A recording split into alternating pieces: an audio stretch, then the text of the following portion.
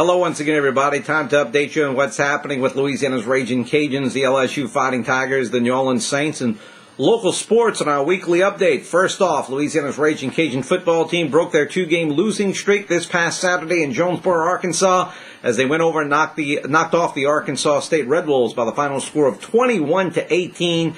Cajuns actually had a 21-3 lead going into the fourth quarter of that game. Arkansas State made it close, but Lance Kelly, a big interception with 2 minutes and 21 seconds remaining to catapult the Cajuns to the 21-18 victory. Cajuns actually outgained Arkansas State in terms of total yards, 379 to just a fraction over 230 for Arkansas State. Some individual leaders for the Cajuns in the contest: Yobus Walker, 51 yards on 12 carries. In the passing department, Chris Mason had a nice afternoon, 28 of 40 for 229 yards, no touchdowns, no interceptions. And in the receiving department, it was Marlon Miller who caught 8 balls for 36 yards, even though Miller actually started at the running back slot for the first time in his career. So nice win for the Cajuns. Puts them back over the 500 mark on the year.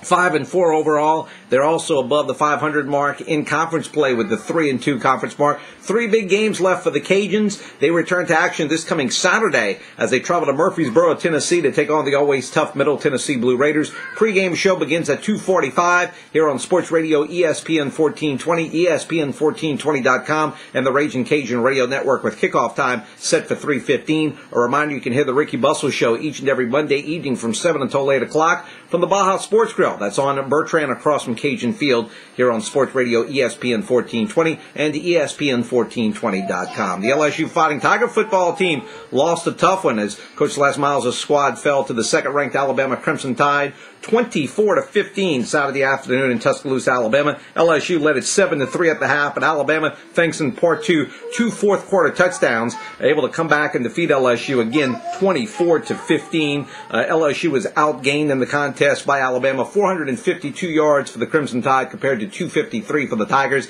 Individual leaders for LSU on the ground: Charles Scott, 83 yards on 13 carries. Through the air, it was Jordan Jefferson, who was 10 of 17 for 114 yards, 1 touchdown, no interceptions in that one. And in the receiving department, it was Terrence Tolliver, who caught 4 balls for 46 yards. LSU, now 2 losses on the year for LSU, both of them, pretty close games to Florida and Alabama. But LSU returns to action this coming Saturday as they play host to the Louisiana Tech Bulldogs in non-conference action at Tigers Stadium in Baton Rouge. Kickoff time, and that one is set for 7 o'clock. LSU now 4-2 in the SEC and 7-2 overall. Your updated BCS rankings, which were released on Sunday evening: Florida, number 1 in this week's BCS rankings, followed by Alabama at number 2. Texas is 3, TCU 4, and Cincinnati rounds out the top 5. 6 through 10, it's Boise State at 6, Georgia Tech 7. LSU is still number 8 this week in the BCS standings. USC is number 9, and Iowa, who suffered their first loss of the year Saturday afternoon as they fell to the Northwestern Wildcats, fall to number 10 in this week's BCS rankings. Also, the New Orleans Saints ran their season record to a perfect 8-0. The Saints and the Baltimore Colts, or should I say the Indianapolis Colts. I'm stuck back in the 70s. The Saints and the Colts, the 2 lone undefeated teams in the NFL, both 8-0 on the year. The Saints defeated the Carolina Panthers 30-20 Sunday afternoon at the Louisiana Superdome. Panthers did all they could do to win the game. As a matter of fact, they jumped out to a 17-3 lead, but the Saints able to come back and actually outscore the Panthers in the second half, 24-9 to go out to the 30-20 victory.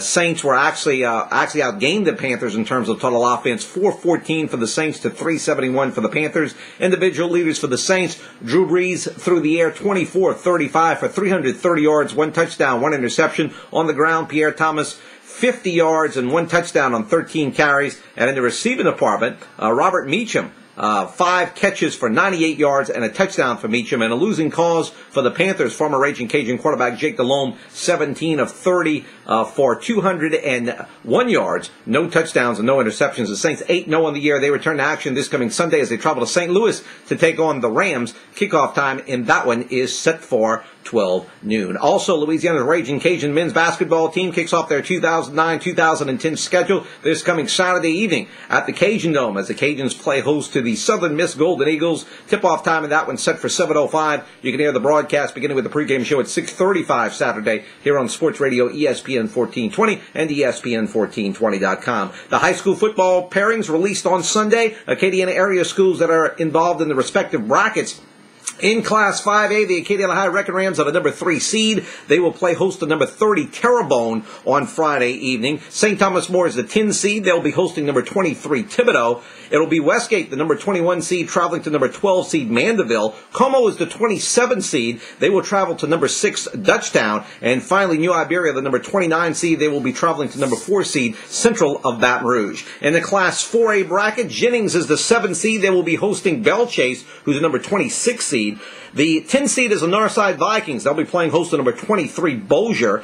Brobridge, number 21 seed, traveling to take on number 12 seed East Jefferson. Cecilia, the number 24 seed, traveling to take on number 9 Alexandria. In the Class 3A bracket, Notre Dame, the Pioneers out of Crawley, the top seed. They'll be playing host to number 32 Carver. It'll be number 10 Patterson hosting number 23 Westlake.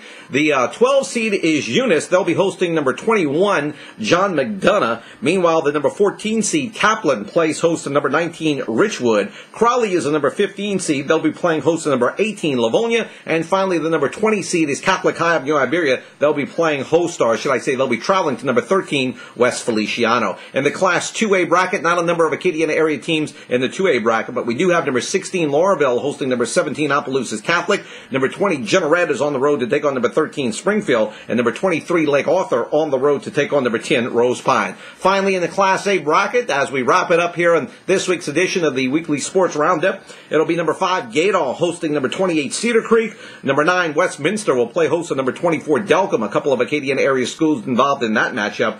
Meanwhile, Central Catholic of Morgan City, the 16 seed, hosting number 17 Ouachita Christian. Basile is the number 19 seed. They will travel to number 14 St. Mary, and number 27 seed, that is Vermilion Catholic, they will travel to number 6 seed West St. John. That's your Acadiana area teams that are involved in the high school playoffs this year, and that's your weekly sports update for this week. We'll be back next week to update you on what's going on with Louisiana's Raging Cajuns, the LSU Fighting Tigers, the New Orleans Saints, and high school sports. We will talk to you then. You're listening to Sports Radio ESPN 1420 and listening and watching ESPN1420.com. Sports Radio ESPN 1420 and ESPN1420.com. Baja Sports Grill located on Bertrand across from Cajun Field. Check out the Ricky Bussell Show each and every Monday night from 7 until 8 o'clock. We'll be back next week to update you once again on the Cajuns, the Tigers, and the Saints right here on ESPN 1420 and ESPN1420.com.